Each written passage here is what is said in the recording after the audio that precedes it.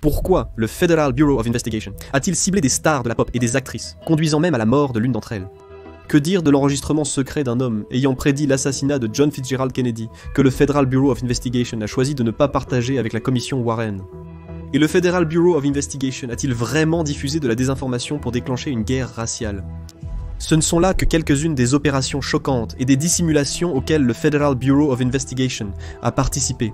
Et croyez-nous, il y en a beaucoup plus, d'où cela vient dans l'épisode d'aujourd'hui de The Infographics Show. Les complots du Federal Bureau of Investigation qui étaient vrais. 12. Correspondance. Sombre.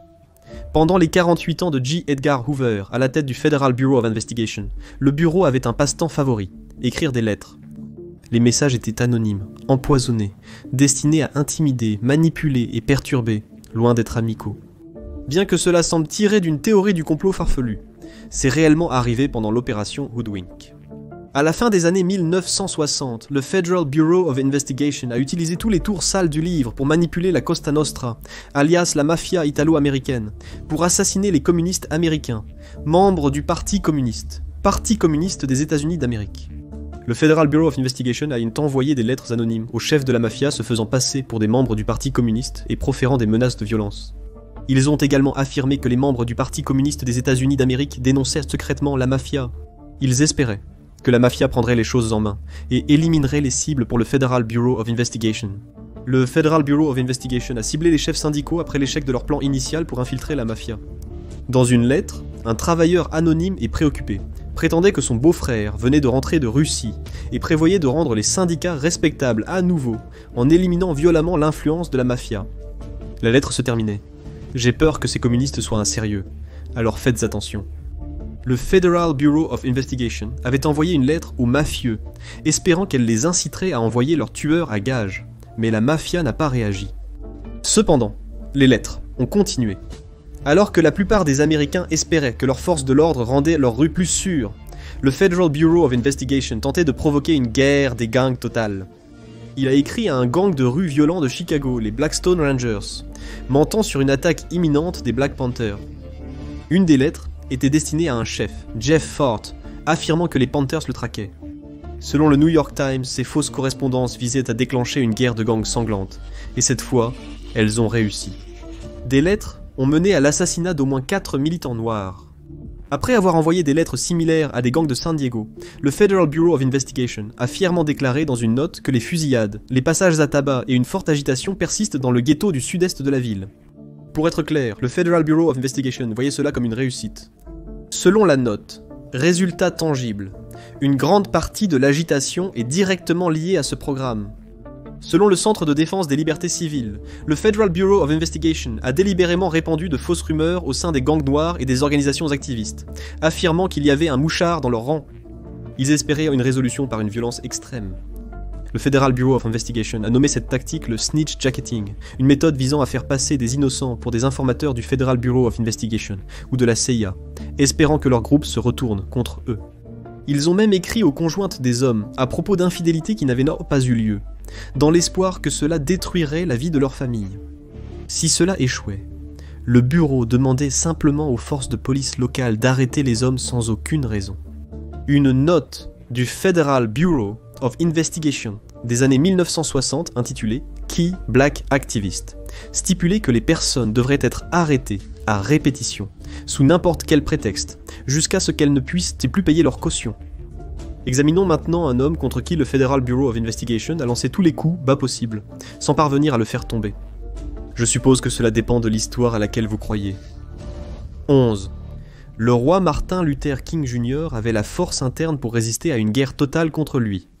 Avant son assassinat en 1968, il était devenu très impopulaire aux États-Unis, principalement à cause d'une campagne de diffamation féroce du Federal Bureau of Investigation qui a influencé l'opinion publique.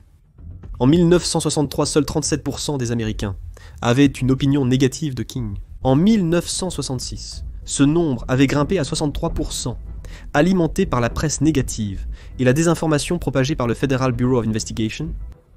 King avait très élargi son message au-delà des droits civiques, abordant les droits du travail, la pauvreté et l'impérialisme américain. Il a appelé toutes les races à s'unir pacifiquement contre un gouvernement qu'il jugeait corrompu. Mais les médias se sont vraiment retournés contre lui après qu'il a déclaré que les États-Unis étaient le plus grand pourvoyeur de violence mondiale. En s'exprimant contre les politiques étrangères militaristes, King s'était fait un ennemi des soi-disant élites libérales. Le New York Times, dans un article dédaigneux intitulé « L'erreur du Dr King », lui a dit de rester dans son domaine, en se focalisant sur les tensions raciales à Chicago, Harlem et Watts, plutôt que sur les enjeux mondiaux.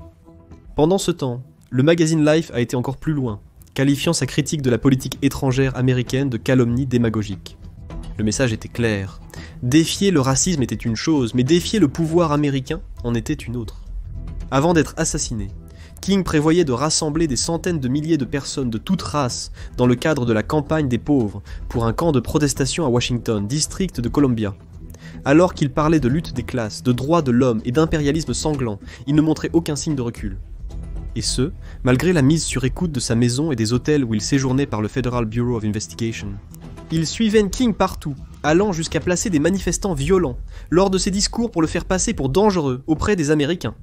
Mais leurs tactiques ne s'arrêtèrent pas là. Dans l'un de leurs gestes les plus infâmes, le bureau a envoyé à King une lettre anonyme, espérant que cela le briserait. Le paquet contenait un enregistrement sur bande provenant des micros installés par le Federal Bureau of Investigation.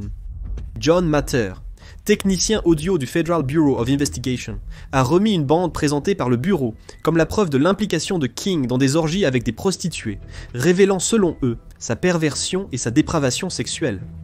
King savait toujours que le Federal Bureau of Investigation utilisait des tactiques déloyales contre lui, mais cela allait trop loin. Pas une minute il n'a cru que la lettre et les bandes provenaient d'un membre mécontent du mouvement des droits civiques, comme le Federal Bureau of Investigation voulait qu'il le pense. Il savait que c'était d'eux. La lettre lui disait de faire la bonne chose concernant sa prétendue tromperie envers sa femme, sachant qu'il avait une conscience. Elle le qualifiait de colosse frauduleux, maléfique et vicieux, un imbécile moral anormal. Elle disait qu'il devrait prendre son sale moi frauduleux et disparaître de la surface de la planète. Et tout cela était sanctionné par Hoover et soutenu par la CIA, qui avait son propre programme de surveillance anti-King. Comme vous le savez, il a finalement été arrêté, mais pas par la pression et les calomnies, mais par une seule balle. Nous reviendrons sur ce sujet plus tard, mais d'abord voyons qui d'autre le Federal Bureau of Investigation a manipulé et finalement détruit. 10. Impossible de jouer aux dames sur un échiquier. Pénitentiaire des États-Unis, Hazleton, Virginie occidentale. À 8h20 le 30 octobre 2018, le prisonnier en fauteuil roulant James Whitey Bulger Jr. a été attaqué par d'autres détenus, y compris un tueur à gages de la mafia extrêmement violent, condamné de la famille du crime Genovese. Quand les officiers ont découvert l'homme de 89 ans, il était méconnaissable. Il avait été frappé au visage et à la tête avec un lourd cadenas dans une chaussette, lui brisant le crâne. Pourtant, certains disaient que ce vieil homme malade avait mérité son sort. En tant que leader du célèbre gang de Winter Hill, il avait été l'un des gangsters les plus impitoyables de l'histoire américaine. C'était aussi une balance, un informateur du Federal Bureau of Investigation, qui a pu régner sur Boston pendant des décennies, avec une main de fer, en partie grâce à ses amis du bureau. Cette impunité a été sanctionnée par les plus hauts niveaux du Federal Bureau of Investigation. Selon l'ancien agent John Connolly Jr., le gestionnaire de Bulger, il s'agissait de la pire dissimulation dans les annales modernes du département de la justice. Les liens de Bulger avec les agences gouvernementales américaines sont anciens. Avant de devenir chef de gang, il était cobaye dans les expériences illégales de contrôle mental MKUltra menées par la CIA. L'année était 1956, dans le cadre d'un programme à la pénitentiaire fédérale d'Atlanta, où le Bulger âgé de 27 ans était détenu pour détournement de camions. Le docteur Carl Pfeiffer a dit à Bulger et à 19 autres détenus qu'ils recevraient une réduction de peine s'ils testaient des médicaments, et ce qu'on leur a dit être un essai lié à un remède pour la schizophrénie. Ils ont été injectés avec d'énormes doses de lysergique acide diéthylamide presque quotidiennement pendant des mois. La CIA voulait savoir si elle pouvait contrôler leurs esprits pour transformer ces hommes en assassins. À ce stade de sa vie, Bulger n'avait jamais tué personne. Il lui avait ordonné ce lysergique acide diéthylamide, et il continuait à lui demander d'une voix monotone « Tuerais-tu quelqu'un ?» Cela l'a conduit, selon ses propres mots, au plus profond de la folie, développant rapidement un goût pour le sang. Les agents du Federal Bureau of Investigation qui ont côtoyé Bulger étaient convaincus qu'il invoquerait la folie comme défense en cas d'arrestation, en s'appuyant sur ses expériences. Nous savons aussi que pendant des décennies après les expériences, il ne pouvait dormir sans lumière, ayant régulièrement des cauchemars et hallucinations macabres. Bulger n'est redevenu un pion dans le système gouvernemental qu'en 1971. C'est à ce moment-là qu'il a commencé à travailler avec le Federal Bureau of Investigation, fournissant des informations précieuses qui transformeraient des lieutenants en capitaines. Il a fourni des informations menant à l'arrestation de ses ennemis, principalement des mafieux italo-américains, contribuant à faire tomber certaines des familles les plus puissantes. Mais le Federal Bureau of Investigation laissait Bulger s'en tirer avec des meurtres. Les agents lui révélaient tout, notamment les informations sur les écoutes téléphoniques d'autres agences, le rendant intouchable dans les rues. Ils lui ont révélé l'identité des autres informateurs, qui ont rapidement été pris en charge. Bulger a même donné de fausses informations aux agents pour faire emprisonner des hommes innocents pour des meurtres qu'il avait commis ou que ses alliés avaient commis. Les médias ont plus tard qualifié cela d'alliance impie avec le Federal Bureau of Investigation. Quand les flics ont poursuivi Bulger en 1994 sous une inculpation Racketeer, Influenced and Corrupt Organization, son gestionnaire du Federal Bureau of Investigation l'avait prévenu. Il a échappé à la capture pendant 16 ans, devenant le deuxième homme le plus recherché par le Federal Bureau of Investigation, après Oussama Ben Laden. Dans ces années 80, Bulger, rattrapé par les autorités, a prétendu avoir reçu une immunité criminelle d'un procureur fédéral décédé depuis. Et comme si son histoire ne pouvait pas devenir plus folle, il s'est avéré que son cerveau avait été expérimenté dans le programme MK-Ultra de la CIA. Le gestionnaire du Federal Bureau of Investigation de Bulger et d'autres ont subi des conséquences, mais ont affirmé plus tard n'être que des boucs émissaires, obéissant à leurs supérieurs. Toute cette saga a été une énorme humiliation pour le Federal Bureau of Investigation et d'autres agences, révélant une profonde corruption au sein du système. Et au final, Bulger a appris à ses dépens, personne ne bat le système. Le Federal Bureau of Investigation joue aux échecs, les criminels jouent aux dames, et dans ce jeu, il n'y a toujours qu'un seul perdant. Examinons maintenant quand le Federal Bureau of Investigation s'est attaqué aux stars de la pop, l'espèce la plus mortelle. Numéro 9, la balade de Lennon et Hoover. Sous la direction de J. Edgar Hoover, le Federal Bureau of Investigation a constitué des dossiers sur environ 25 millions d'Américains, souvent de manière illégale. La majorité de ces dossiers concernaient un ancien chanteur de All You Need Is Love, qui n'était même pas américain. Nous parlons de John Lennon, le maestro des Beatles qui a un jour irrité le Ku Klux Klan et a provoqué une frénésie chez les Américains pieux lorsqu'il a prétendu que le groupe était plus populaire que Jésus. Ces brûleurs de disques auraient peut-être dit que c'était un karma instantané lorsque Lennon a été abattu dans la rue à New York le 8 décembre 1980 par un fan mentalement instable. À ce moment, le Federal Bureau of Investigation harcelait Lennon depuis longtemps, lui infligeant un stress intense. Le bureau pensait que tout ce discours sur la paix sur Terre entrait dans la tête des jeunes Américains à sang chaud, leurs potentiels soldats ou électeurs pour les guerres futures. Avec l'approbation du gouvernement, ils ont rendu sa vie misérable. Ils l'ont placé sous surveillance permanente et ont tenté de le faire expulser par le service d'immigration et de naturalisation. 200 lettres de protestation ont été écrites, dont une par Bob Dylan, qui était ironiquement aussi une cible inconsciente d'un programme secret du Federal Bureau of Investigation. Un mémo du Federal Bureau of Investigation rédigé par le bureau de New York suggérait que Lennon devrait, je cite, « être arrêté, si possible, pour possession de stupéfiants, lorsqu'il était à Miami ». Il semblait en vouloir piéger cette personne, puis utiliser l'arrestation comme excuse pour l'expulser. Une lettre déclassifiée de 1972 a révélé l'étendue de la surveillance de John Lennon par le Federal Bureau of Investigation.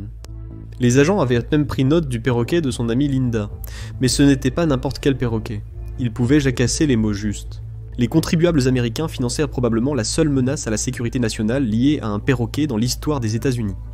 Des notes sur Lennon sont parvenues à la Maison-Blanche. Beaucoup sont toujours classifiés. Même maintenant, beaucoup des dossiers déclassifiés sur Lénine ont été fortement censurés, encourageant les théoriciens du complot à penser que ce maverick des Beatles a été tué dans un coup basé sur MK-Ultra. Nous ne sommes pas sûrs de cela, mais ce prochain gars, son assassinat a complot écrit partout. 8. La théorie du complot qui est devenue réalité. Il y a beaucoup de théories là-bas, bien développées, qui disent que Martin Luther King, John Fitzgerald Kennedy et dans une moindre mesure Robert Francis Kennedy ont été assassinés dans des complots gouvernementaux. Mais aujourd'hui, nous ne sommes pas intéressés par les théories. Nous voulons des faits. Malcolm X, l'activiste des droits civiques, a été abattu 21 fois dans la salle de bal Audubon de Manhattan le 21 février 1965. 3 hommes ont été reconnus coupables de meurtre et condamnés à perpétuité, mais pendant des décennies, chercheurs, historiens et journalistes sont arrivés à la même conclusion. C'était une parodie de justice. Ils ont affirmé que 2 des hommes étaient innocents et que le procès était une farce. Et il s'est avéré qu'ils avaient raison. Le New York Police Department et le Federal Bureau of Investigation avaient retenu des preuves clés. Certains des témoins lors du procès étaient en fait des informateurs du Federal Bureau of Investigation, mais personne ne le savait parce que J. Edgar Hoover leur avait ordonné de rester silencieux. Nous savons à présent que les deux agences ont dissimulé des témoignages susceptibles de prouver l'innocence des deux individus. D'après le projet Innocence, l'affaire était une machination évidente. Il n'y avait aucune preuve physique reliant les deux hommes au crime, et le véritable tireur a même témoigné qu'il n'avait rien à voir avec cela. Pourtant, pendant longtemps, beaucoup ne croyaient pas que les forces de l'ordre pouvaient sombrer à ce point. La famille de Malcolm X poursuit le New York Police Department, le Federal Bureau of Investigation, et la CIA pour ce qu'elle qualifie d'orchestration de l'assassinat. Ils appellent également à de nouvelles enquêtes sur les assassinats des frères Kennedy et de Martin Luther King. Examinons maintenant l'un des cas les plus honteux de l'histoire du Federal Bureau of Investigation. 7. Le Bureau fédéral d'exécution. Les espionnages et diffamations dont nous avons parlé jusqu'à présent relevaient du programme de contre-espionnage du Federal Bureau of Investigation Counter-Intelligence Program. Le programme a été conçu par Hoover dans les années 1950 pour débarrasser les États-Unis de ces soi-disant éléments subversifs et apparemment de perroquets parlants. Des mémos déclassifiés montrent que le plan consistait à harceler, discréditer, menacer, infiltrer, emprisonner injustement et neutraliser les soi-disant ennemis de l'État. Neutraliser signifiait éliminer par tous les moyens nécessaires. L'un des hommes sur la liste de neutralisation était Fred Hampton, président du parti des Black Panthers de Chicago, dont le corps a été criblé de balles émises par le gouvernement le 4 décembre 1969. La question que les gens se posent depuis des années est: est-ce que le Federal Bureau of Investigation l'a fait, ou du moins l'a-t-il arrangé? Hampton était une cible de choix selon des documents déclassifiés. Comme Martin Luther King, il appelait à la solidarité entre noirs et blancs, et critiquait ce qu'il considérait comme une pauvreté inutile parmi les masses. Nous savons maintenant que le bureau a saboté ses opérations, en utilisant quelqu'un de son cercle intime comme informateur. C'était le Black Panther William O'Neill, qui était géré par l'agent spécial Roy Martin Mitchell. O'Neill avait été arrêté pour vol de voiture et usurpation d'identité d'un officier fédéral, et pour éviter la prison, il a accepté d'infiltrer les Black Panthers. Il était un informateur précieux, les aidant à atteindre Hampton. Le matin du 4 décembre 1969, une équipe de policiers de Chicago a fait irruption dans l'appartement où séjournait Hampton. Ils connaissaient déjà l'agencement des lieux grâce à O'Neill, qui avait également glissé un somnifère dans la boisson de Hampton. Lors du raid, Hampton dormait profondément avec sa compagne, enceinte de 8 mois et demi de leur enfant. Deux équipes de 8 hommes ont fait irruption par la porte, tuant sur le coup un agent de sécurité. Hampton, encore sous sédatif au barbiturique, a reçu 2 balles dans la tête à bout portant. 4 hommes endormis dans une autre chambre ont été abattus et battus puis traînés à l'extérieur. Ils ont ensuite été accusés de tentative de meurtre, mais les charges ont été abandonnées puisqu'ils n'avaient rien fait. La presse a relayé la version officielle, affirmant que les hommes dans la maison, décrits comme extrêmement violents, avaient attaqué les policiers tels une meute de rapaces armés et enragés. Selon la presse, les officiers avaient fait preuve d'un grand courage et d'une retenue incroyable en ne tirant pas dans la tête de chaque homme. Le public a appris que les policiers étaient présents pour effectuer une perquisition concernant des armes illégales, sans aucune mention des informateurs ou du plan du Federal Bureau of Investigation visant Fred Hampton. La neutralisation a été un grand succès, et la presse a rendu le meurtre respectable.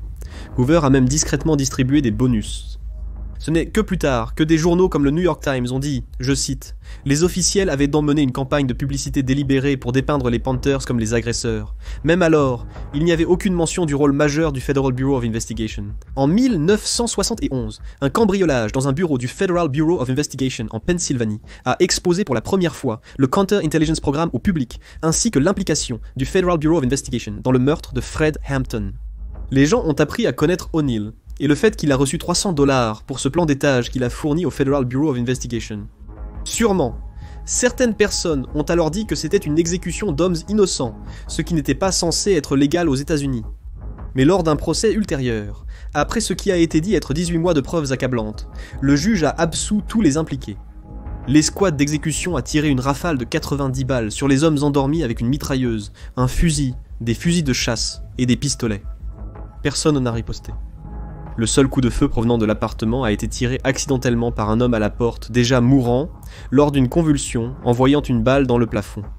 Lors d'un procès en 1982, le gouvernement des États-Unis, le comté de Cook et la ville de Chicago ont été critiqués pour 2 complots. 1. planifier et exécuter l'assassinat, et 2. Mener une dissimulation après le raid. Le gouvernement a perdu et a dû se contenter d'environ 6 millions de dollars actuels. En 2020, plusieurs centaines de pages de mémos du Federal Bureau of Investigation ont été publiées. L'une d'elles étant une lettre de Hoover à l'agent de O'Neill, l'agent Mitchell, qui disait « Je suis certainement heureux de vous féliciter et de vous informer que j'ai approuvé une récompense d'encouragement et le montant de 200 $ pour vos services exceptionnels dans une affaire d'un grand intérêt pour le Federal Bureau of Investigation dans le domaine racial. » Voyons maintenant comment le Federal Bureau of Investigation a essayé de déclencher une guerre raciale. Numéro 6. Diviser pour mieux régner. Nous savons également que le Federal Bureau of Investigation essayait de créer des frictions entre divers groupes d'activistes qui partageaient beaucoup des mêmes idées. Il a essayé de mettre les Panthers en conflit avec les étudiants pour une société démocratique, ou étudiants pour une société démocratique, une grande organisation de gauche anti-guerre du Vietnam composée principalement de jeunes étudiants blancs de classe moyenne. Alors que les classes ouvrières et les activistes noirs étaient encore souvent du même côté que le étudiant pour une société démocratique, le genre de personnes souvent qualifiées de libérales et privilégiées, il y avait des tensions concernant les méthodes et parfois des différences d'idéologie. Le Federal Bureau of Investigation a saisi l'occasion d'exacerber les tensions entre les groupes, dans l'espoir que les plus agressifs d'entre eux recourent à la violence. En gros, il voulait créer une guerre culturelle. Un mémo déclassifié a révélé, grâce aux informateurs du Black Panther et à d'autres informateurs nationalistes noirs, l'idée que le étudiant pour une société démocratique exploite le Black Panther Party en essayant de les utiliser comme chair à canon pour une révolution blanche. Un autre mémo stipulait l'idée que des étudiants blancs étudient dans des universités pendant que les Black Panthers vont en prison ou sont tués dans le ghetto serait encouragée. Le Federal Bureau of Investigation a délibérément attisé la division en encourageant les activistes noirs à se méfier ou à se venger des activistes blancs. Ils savaient exactement ce qu'ils faisaient, alimentant le potentiel conflit entre les groupes et approfondissant les tensions raciales à travers les États-Unis. La polarisation, aux yeux du Federal Bureau of Investigation, était une situation gagnant-gagnant. Cela affaiblirait les deux mouvements et leur permettrait de réprimer la dissidence sur plusieurs plans. Sous la Rainbow Coalition de Fred Hampton, ils voulaient unir les activistes de toute race pour réclamer de meilleures conditions de vie et plus de droits, une vision perçue comme une menace directe au statu quo par le Federal Bureau of Investigation. Quand les Black Panthers ont initié le programme de petit déjeuner gratuit pour nourrir les enfants pauvres scolarisés, J. Edgar Hoover a paniqué. Le programme national nourrissait les enfants, les éloignait de la violence des gangs, et les encourageait à lutter contre la pauvreté, à promouvoir la justice et la paix. Hoover a répondu en répandant de fausses rumeurs au sein de l'agence, prétendant que la nourriture était empoisonnée. Cet activisme populaire ne concernait pas seulement les enfants noirs, ce qui était encore plus dangereux pour le Federal Bureau of Investigation, car cela pouvait créer un sentiment de solidarité entre les races qui se préoccupèrent de la pauvreté. Dans un document déclassifié, Hoover l'a appelé « la plus grande menace pour les efforts des autorités pour neutraliser le parti des Panthères noirs ». Sous la direction de J. Edgar Hoover et William C. Sullivan, un haut responsable du Federal Bureau of Investigation et acteur clé de la campagne contre Martin Luther King, a reçu pour mission de discréditer le programme de petit déjeuner gratuit. Sullivan a dirigé les agents pour dépeindre le programme comme un outil d'endoctrinement des enfants avec une propagande anti-blanche violente et pour les retourner contre la police. Lorsqu'un agent du Federal Bureau of Investigation a objecté et soutenu que le bureau ne devrait pas cibler les programmes humanitaires, Sullivan lui a écrit en disant « Vous avez manifestement manqué le point ». Il a ensuite faussement prétendu que l'objectif des Panthers était de remplir les enfants adolescents de leur poison insidieux. Malheureusement, le bureau a réussi à convaincre les téléspectateurs que le petit déjeuner pour les enfants pauvres était sournois. Encore une fois, la propagande a réussi. Le public a été manipulé comme un idiot coiffé d'un bonnet d'âne. La presse a été très utile, répétant la campagne de désinformation du Federal Bureau of Investigation qui disait que le programme était dangereux et que des extrémistes manipulaient de petits enfants innocents. Les médias ont couvert les raids très médiatisés déclenchés par le Federal Bureau of Investigation dans les lieux de petits déjeuners où des bénévoles ont été menottés devant des enfants en pleurs. Cependant, les journalistes remettaient rarement en question les allégations du Federal Bureau of Investigation selon lesquelles ces prétendus nourrisseurs d'enfants étaient mal intentionnés. Des documents déclassifiés montrent que le Federal Bureau of Investigation disposait d'environ 300 journalistes coopérants, qui pouvaient écrire sur pratiquement n'importe quel sujet approuvé par les spécialistes de la propagande du Federal Bureau of Investigation. Nous savons maintenant que les campagnes de désinformation étaient là que la norme à cette époque, mais certains journalistes n'étaient tout simplement pas à vendre, et Hoover les détestait. Examinons donc maintenant de plus près le Federal Bureau of Investigation et les médias. 5. Image publique. un homme nommé James Earl Ray a été reconnu coupable de l'assassinat de Martin Luther King Jr. Mais dans les décennies qui ont suivi, de sérieux doutes ont émergé sur la version officielle du tireur isolé. Peu de gens croient à l'histoire officielle. Un sondage de 2008 montrant que 86% des répondants noirs croient en une conspiration, tandis que 50% des répondants blancs sont d'accord avec eux. La question est pourquoi ? Eh bien, la réponse à cela est en partie l'avocat américain William F. Pepper, qui a passé des décennies à rechercher l'assassinat. En 1999, avec plus de 70 témoins et 4000 pages de transcription, Pepper a représenté la famille King lors d'un procès civil. La famille ne s'intéressait pas à l'argent, ne réclamant que des dommages-intérêts symboliques de $100. Après avoir entendu les preuves, le jury a conclu que des agences gouvernementales avaient conspiré pour tuer Martin Luther King. Ces agences, selon eux, étaient profondément impliquées dans l'assassinat et la création d'un bouc émissaire. L'ancienne épouse de King, Coretta, s'est levée et a dit « Il y a une abondance de preuves d'un complot de haut niveau dans l'assassinat de mon mari. » Cependant, comme l'a écrit Pepper dans un livre, le procès et le verdict ont reçu peu d'attention médiatique, alimentant sa profonde méfiance envers la presse. Il n'était pas un conspirationniste s'accrochant à des illusions. En fait, Cleburne Carson, directeur du projet Martin Luther King Jr. Papers à l'université de Stanford, a une fois dit que le travail de Pepper devrait être lu par chaque étudiant sérieux de la vie de King et de sa mort tragique. Selon les recherches de Pepper sur les documents déclassifiés, dès que des doutes sur la version officielle de l'assassinat ont commencé à émerger, le Federal Bureau of Investigation s'est empressé de contrôler le récit. Dans une note interne, le bureau a dit vouloir un écrivain sympathique pour publier un livre sur l'assassinat afin de préserver la véritable histoire. Le même document appelait également un journal sympathique à publier une histoire accusant Coretta Scott King et ses alliés les plus proches de comploter délibérément pour garder l'assassinat de King dans les actualités. L'histoire disait que le document devrait donner l'impression que Coretta et ses alliés voulaient juste, je cite, « continuer à faire rentrer de l'argent ». George E. Macmillan, choisi pour le livre sponsorisé par le Federal Bureau of Investigation, a plus tard écrit « La fabrication d'un assassin, considéré par Pepper comme une œuvre de propagande. Cela ne prouve pas que l'assassinat de King résulte d'un complot. Le ministère de la Justice a affirmé qu'il n'y avait aucune raison de rouvrir l'affaire, mais le Federal Bureau of Investigation a influencé le contenu des journaux et livres des gens. Nous savons déjà que J. Edgar Hoover a utilisé ses contacts amicaux dans les médias pour diffamer des gens, mais nous savons aussi qu'il détestait certains journalistes qui n'écrivaient pas les récits qu'il avait choisis.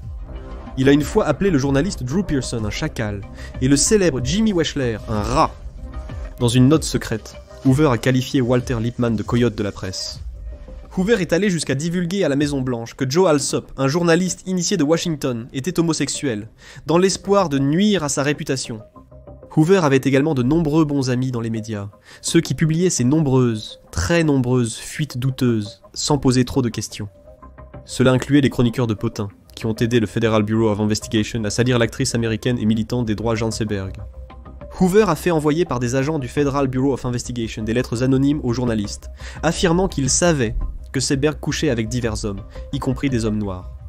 L'une des lettres disait « La chère fille se promène », après que l'écrivain et l'agent du Federal Bureau of Investigation ayant dit qu'il l'avait vue enceinte, portant l'enfant d'un Black Panther, un mensonge conçu pour citer bon marché dans son image. Les calomnies ont continué à arriver, se retrouvant dans de grands journaux tels que le Los Angeles Times et Time. Les histoires étaient parfois vicieuses, ce qui aurait conduit Seberg à boire beaucoup et à prendre des sédatifs. Elle a fait une fausse couche et est devenue extrêmement paranoïaque. On l'a retrouvée morte dans sa voiture à Paris d'une overdose de médicaments. De nos jours, on dit maintenant que le Federal Bureau of Investigation l'a détruite. Examinons comment le Federal Bureau of Investigation pourrait acquérir des données très privées. 4. Opération Black Bag. Imaginez si toutes vos pensées personnelles, les choses que vous n'avez jamais dites, qu'à des amis, ou écrites dans des cahiers, étaient affichées en ligne. Imaginez que vous avez été piraté. C'est ce que le Federal Bureau of Investigation faisait auparavant, mais en crochetant vos serrures et en fouillant vos tiroirs. L'ancienne méthode illégale, nommée Opération Black Bag, formait les agents du Federal Bureau of Investigation à s'introduire dans des locaux, effectuer des fouilles non autorisées, voler ou photographier des documents sensibles, et si nécessaire, planter des preuves ou installer des micros pour enregistrer les conversations futures. L'une des cibles du Federal Bureau of Investigation était l'ancienne première dame Eleanor Roosevelt. Ils ont parcouru ses dossiers personnels, espérant prouver qu'elle était communiste. Le bureau avait entendu des rumeurs sur des clubs Eleanor où les communistes complotaient pour renverser le système capitaliste. Mais un message déclassifié montrait qu'il n'en était pas certain. Le message disait « Le Federal Bureau of Investigation a reçu une allégation selon laquelle les rumeurs de l'existence des clubs Eleanor provenaient de sources nazies dans le but de provoquer des dissensions. » Mais un autre message disait « Elle est la commandante en chef du communisme aux États-Unis d'Amérique. Elle devient trop confiante en son pouvoir aux États-Unis, et par une enquête astucieuse, elle peut être démasquée maintenant. » Le Federal Bureau of Investigation a monté un dossier de 3000 pages sur Roosevelt, une femme qui dénonçait le racisme et les lynchages, et avait une fois qualifié le Federal Bureau of Investigation de « à la Gestapo ». Les historiens disent parfois qu'il est déconcertant de voir combien de dossiers Hoover a conservé sur elle, alors qu'elle n'était guère plus qu'une libérale pure et dure. En 1943, il a mis sur écoute une chambre d'hôtel où elle séjournait, et était interviewée par Joseph P. Lash, un leader étudiant qui a plus tard remporté le prix Pulitzer.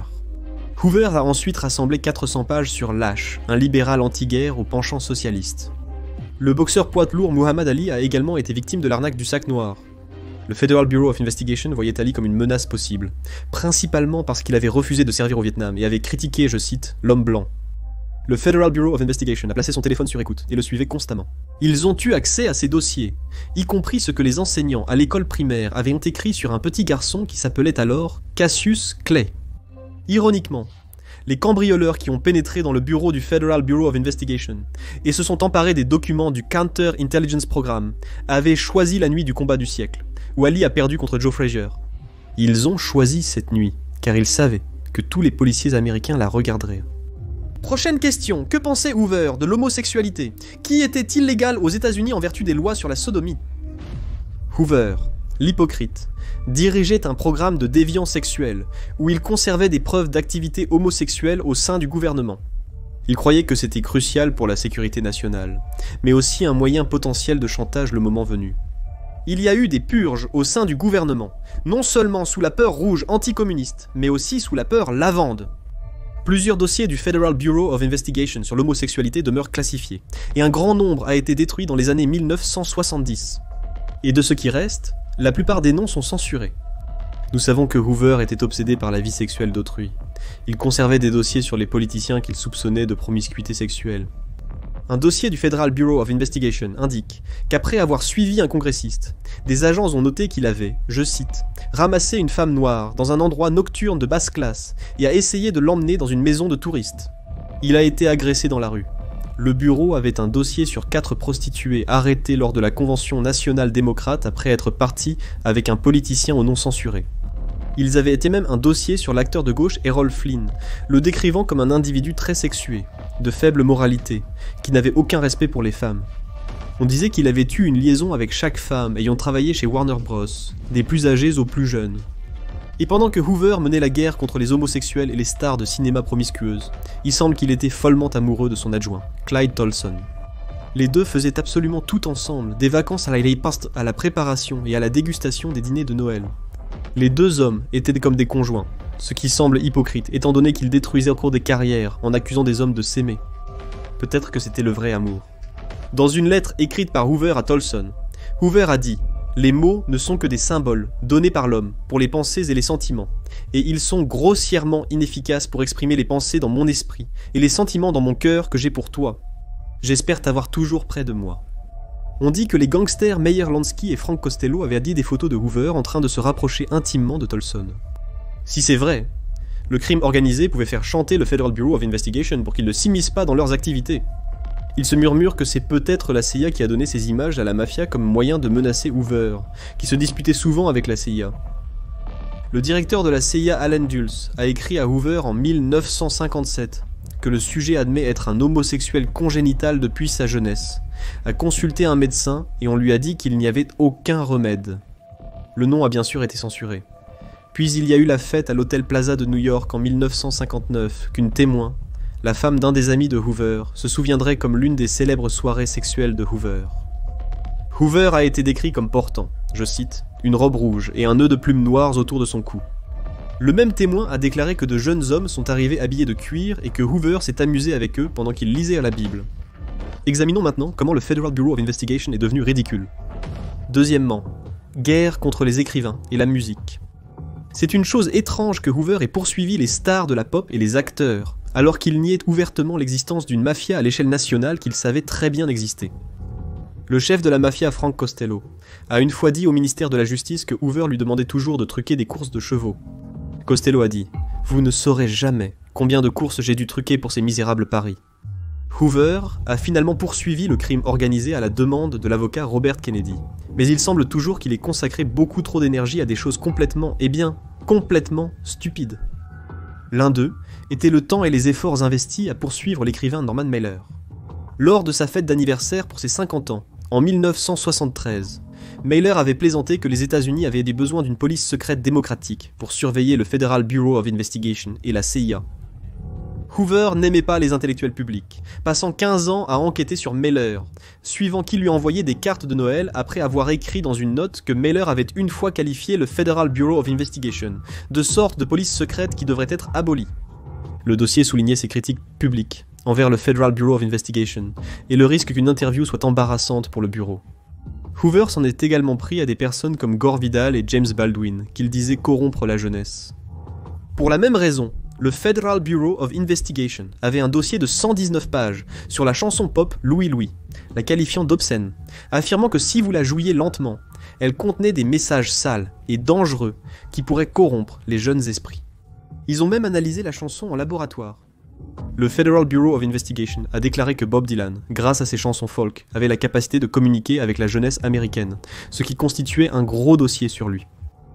En parlant de Dylan, il semble qu'il soit l'un des 200 millions d'Américains environ, qui pensent que John Fitzgerald Kennedy a été tué dans un complot gouvernemental, ce qu'il a appelé un meurtre des plus ignobles. Le Federal Bureau of Investigation a-t-il déjà dissimulé des informations sur l'assassinat de John Fitzgerald Kennedy ? Numéro 1.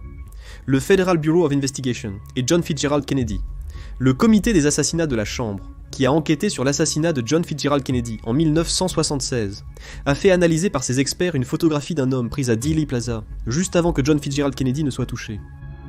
Selon eux, l'homme ressemble beaucoup à Joseph Miltier. C'était un homme bien connu du Federal Bureau of Investigation. Un ancien agent du Federal Bureau of Investigation, nommé Don Adams, a plus tard vu la photographie, et a dit que c'était définitivement Miltier. Je me tenais à côté de l'homme que j'ai interviewé pendant des heures, a-t-il dit, ajoutant qu'il n'avait aucun doute. J'ai failli perdre l'équilibre en voyant cette photo. Mais qui était Joseph Miltier ? Dans les années 1960, Miltier était un organisateur syndical à temps partiel soutenant le parti raciste d'extrême droite National States Rights Party. Dans les semaines précédant l'assassinat de John Fitzgerald Kennedy, le Federal Bureau of Investigation avait un informateur nommé Willie Somerset, qui a secrètement enregistré une conversation avec Miltier sur un sujet non lié à Kennedy. Mais le voyage de Kennedy à Miami a été évoqué. 13 jours avant l'assassinat de John Fitzgerald Kennedy, Joseph Miltier a prédit avec précision sur un enregistrement comment cela se produirait. Il a déclaré qu'un plan était en cours d'élaboration, et a décrit de manière choquante la méthode exacte. Kennedy serait abattu depuis un immeuble de bureau avec un fusil de haute puissance. Miltier a déclaré de manière troublante que le plan impliquait une arrestation rapide pour tromper le public, assurant qu'une personne serait arrêtée dans les heures suivantes pour détourner l'attention des vrais coupables. Le service secret a reçu cette déclaration enregistrée, et le défilé en voiture de Kennedy à travers Miami a été annulé. Mais plus tard à Dallas, il a effectivement été assassiné. La prédiction de Miltier s'est réalisée, mais la commission Warren ne l'a pas mentionné. Le plus étrange est que le Federal Bureau of Investigation n'a pas interrogé Miltier sur sa prédiction, nous le savons désormais. On ne lui a même pas demandé s'il était à Dallas lorsque Kennedy a été abattu. Ils ont simplement clos le dossier sur Miltier. Cependant, 3 ans après, un policier de Miami a divulgué l'enregistrement de sa prédiction à un journaliste local.